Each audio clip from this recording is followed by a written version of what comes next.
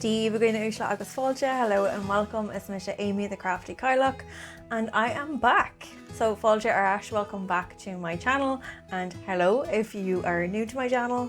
I have been not posting for the last 2 weeks because I've actually been sick, and I thought for my video back that I would do some curious cures that I found on Dúchas.ie. If you're used to my content, you will have heard me talk about Dúchas.ie before, and you're probably sick of having me talk about it. But in case you don't know, Dúchas.ie is Ireland's digitised national folklore collection where you can view tons and tons and tons of manuscripts on various different things.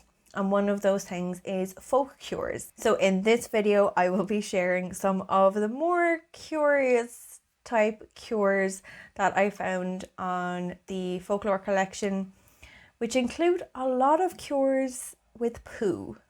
Yeah, poo. Now, before I actually get into these cures, I do want to give a little bit of a disclaimer to say I am not a medical professional. I am not endorsing any of these cures. And a lot of them I would be highly skeptical about, and I would not try them myself. So don't try this at home. If you need a cure for something, contact a medical professional. If you do try any of these, it is completely on you. So the first cure I'm going to actually talk about is the sprain thread, or also known as the weaver's thread. There are various different accounts about this specific cure on Dúchas around Donegal, Leitrim, Mayo and Roscommon.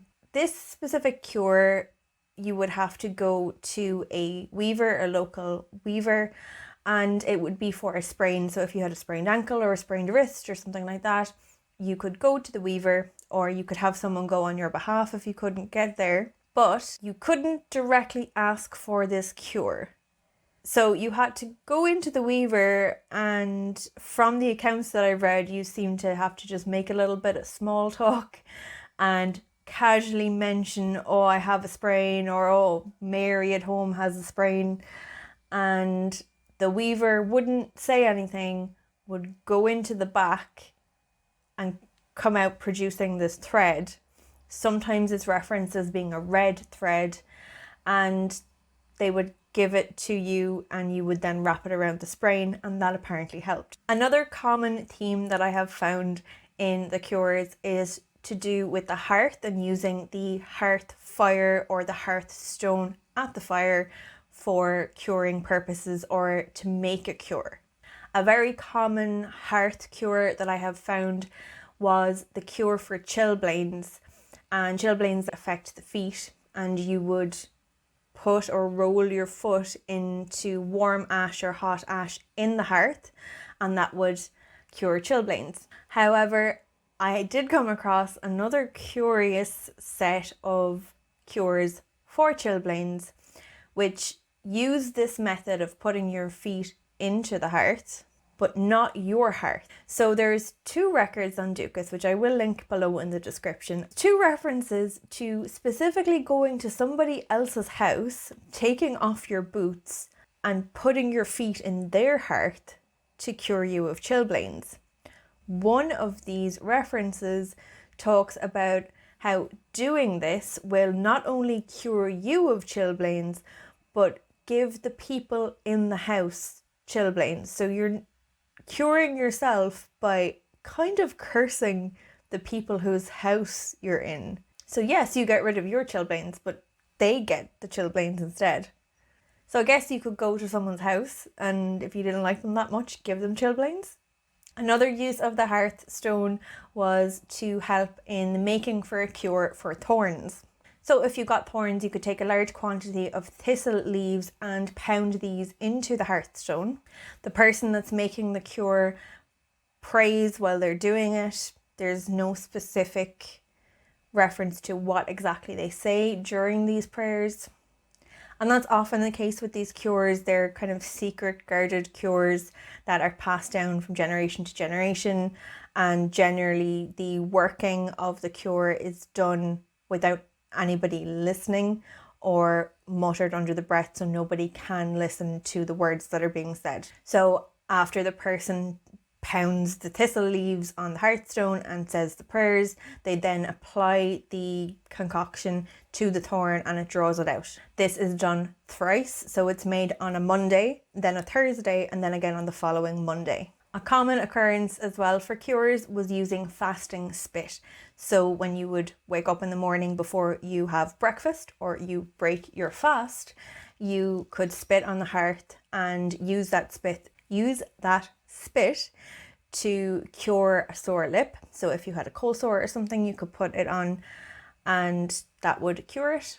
This is also another reference to using hearth spit and fasting spit to cure a wound. So you would spit on the hearthstone, use that spit then to make the sign of a cross on a wound that you may have had, and that wound should be cleared before you have breakfast. There are also lots of references to blacksmiths and blacksmiths having cures for a variety of different things. Maybe unsurprisingly, they had cures for horses. So if horses were suffering from farcy, they would be able to cure that. Or also lampers, which are sores or swelling on the roof of a horse's mouth. Those would be able to be cured by the blacksmith.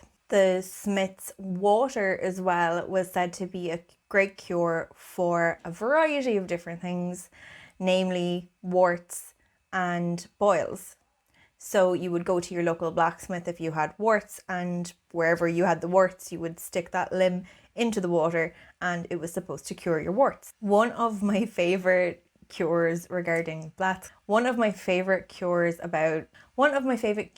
from blacksmiths is actually this very funny story about a blacksmith curing a toothache. So there's various different references to aching teeth and curing aching teeth, but this one I think is my favorite of all time.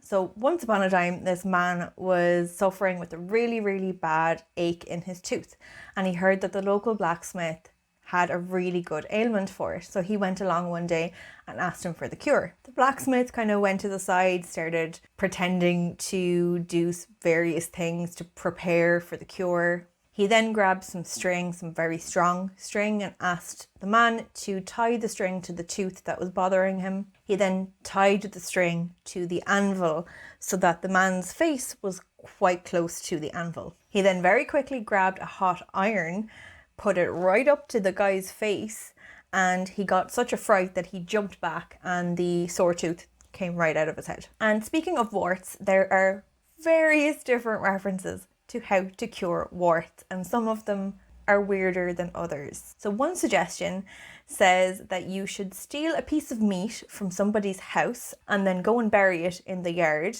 and that will cure your wart. I also found a couple of references to using a poor snail, a poor defenseless snail, to cure your warts. So what you would do is take a snail and either just put it on a thorn or rub it on the wart and then put it on a thorn. There are some references that specifically say it needs to be a white thorn, and a white thorn or hawthorn tree would be very much associated with the good folk.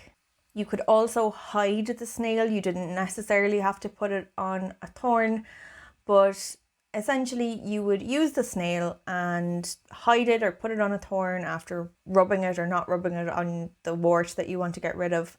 And when the snail started to decay, your wart would subsequently heal as the snail decayed. But with the various other cures that you have for warts, I think we can just leave the snails alone. Other ways to cure warts would be to use the juice of a dandelion, which I remember growing up when I would be playing with friends outside. I never, thankfully, touch wood, never got warts on my hands or anywhere.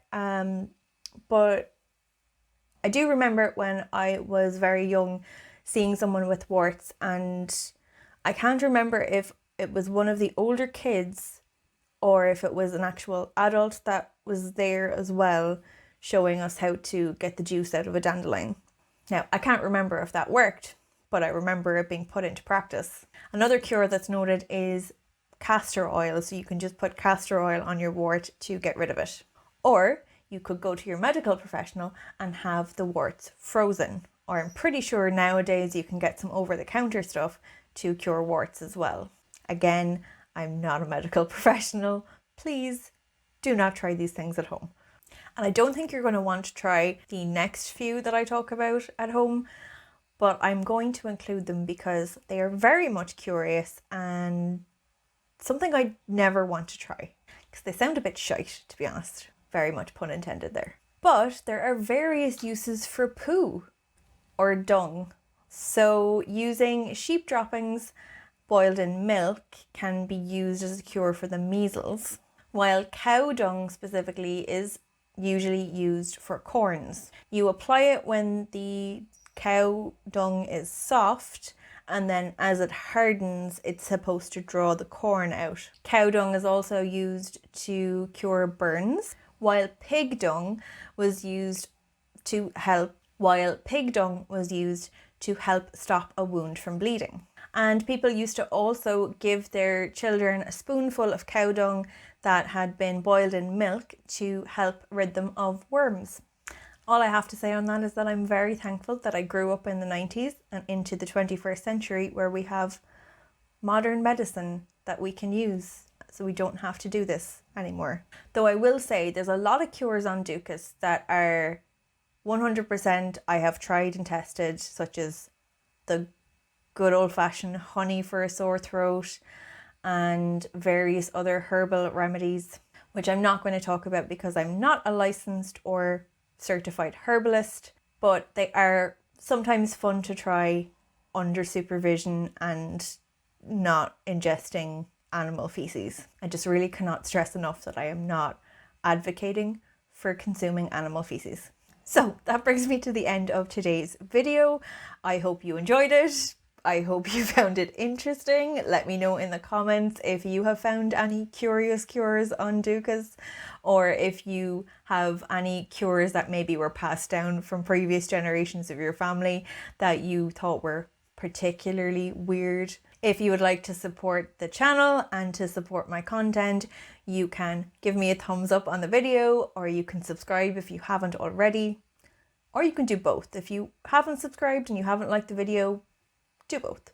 Thank you so much to everybody who has subscribed so far. The channel has surpassed 1,000 subscribers. In recording this video, the channel has also surpassed 1,100 subscribers, which is just absolutely amazing. So thank you so much. I have, as I said at the start of the video, been sick for the last 2 weeks. That's why I haven't been uploading as frequently, but now that college is almost fully over, in that I just have 2 more small assignments to do, and then I'm free for the summer. Well, mostly free. I will be doing some work on my thesis, but I'm mostly free, so I'll have a lot more free time to put into content creation.